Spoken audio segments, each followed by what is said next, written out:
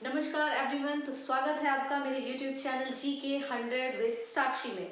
तो हमारा टॉपिक चल रहा था यूरोपियन कंपनी, जिसके हमारे 3 पार्ट्स कंप्लीट हो चुके हैं और ये हमारा 4th पार्ट चल रहा है मॉडर्न हिस्ट्री में। तो आइए देखते हैं जो हमारा नंबर 20 है, ये क्वेश्चन क्या है। नंबर 20 क्वेश्चन है, कौन सा यूरोपियन सबसे पहले भारत में आया और सबसे लास्ट में गया। तो वो कौन सी यूरोपियन कंपनी थी जो भारत में सबसे पहले आई और सबसे लास्ट में गई। तो कौन थी? पुर्तगाली। कौन थी?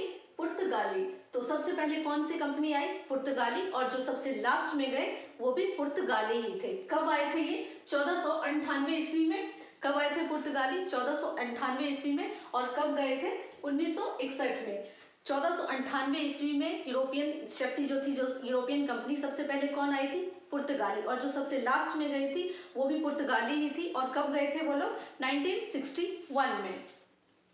आगे है नंबर 21, पुर्तगाली व्यापारिक कंपनी का भारत आने का प्रमुख उद्देश्य क्या था। जो पुर्तगाली यूरोपियन कंपनी आई थी फर्स्ट, पुर्तगाली, उनका भारत में आने का प्रमुख उद्देश्य क्या था? वो किस वजह से आए थे? उनका क्या उद्देश्य था? काली मिर्च और जो अन्य मसाले थे उनके व्यापार के ऊपर एकाधिकार प्राप्त करना। तो किस लिए वो आए थे? किसके ऊपर एकाधिकार प्राप्त करना चाहते थे? काली मिर्च व अन्य मसालों के व्यापार के ऊपर एकाधिकार प्राप्त करना उनका प्रमुख उद्देश्य था। आगे बढ़ते हैं। नेक्स्ट क्वेश्चन है, पुर्तगालियों की जो पहली फैक्ट्री थी कालीकट में 1500 ईस्वी में किसने स्थापित की थी? पुर्तगालियों की जो कालीकट में पहली फैक्ट्री 1500 ईस्वी में किसने स्थापित की थी? क्या नाम था उसका? Pedro Alvarez Cabral. क्या नाम था उसका? Pedro Alvarez Cabral. आगे है नेक्स्ट, डचों का पतन कैसे हुआ। तो डचों का पतन कैसे हुआ?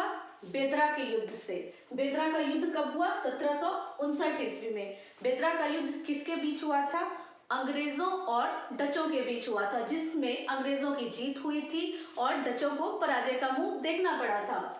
अब इसमें नोट करो, ध्यान देखो कि क्यों हुआ था ये लड़ाई, क्यों लड़ी गई थी, बेदरा का युद्ध क्यों हुआ था।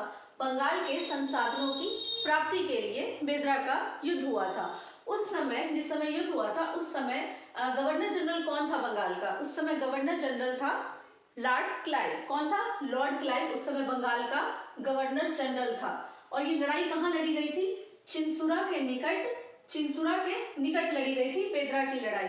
उस समय मुगल बादशाह कौन था, जो कि इम्पोर्टेंट है कि उस समय बेदरा के युद्ध के समय बंगाल का गवर्नर जनरल कौन था?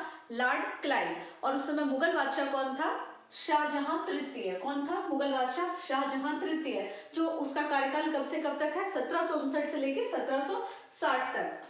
और जो नोट करने वाली बात है, यहाँ ध्यान दो कि बंगाल का नवाब उस समय, जिस समय ये बेदरा की लड़ाई हुई थी, बंगाल का नवाब कौन था? मीर जाफर, जिसके साथ डचों ने अपनी सांठगांठ की थी और जिसके बारे में भनक किसे लग गई थी? बंगाल का जो गवर्नर जनरल था लॉर्ड क्लाइव, जिसने डचों को पराजित कर दिया। और उसके बाद मीर जाफर को हटा दिया गया और मीर जाफर को हटाने के बाद मीर कासिम को बंगाल का नया नवाब बनाया गया। और कब बनाया गया? 1760 ईस्वी में। कब बनाया गया?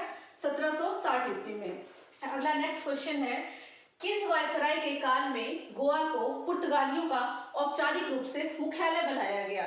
नेक्स्ट क्वेश्चन क्या है, किस वायसराय के काल में गोवा को पुर्तगालियों का औपचारिक रूप से मुख्यालय बनाया गया? किसके काल में? Nuno da Cunha. ये नेम काफी इंपॉर्टेंट है, इसको आप लोग याद कीजिए, Nuno da Cunha. Next question है, पुर्तगालियों ने हिंद महासागर क्षेत्र में व्यापार स्थापित करने के लिए, व्यापार पर नियंत्रण स्थापित करने के लिए कौन सी पद्धति अपनाई?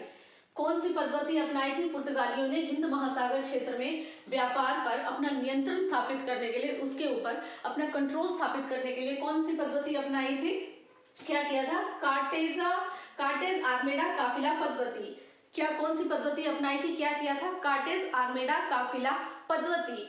और ये कार्टेज आर्मेडा काफिला पद्धति क्या है?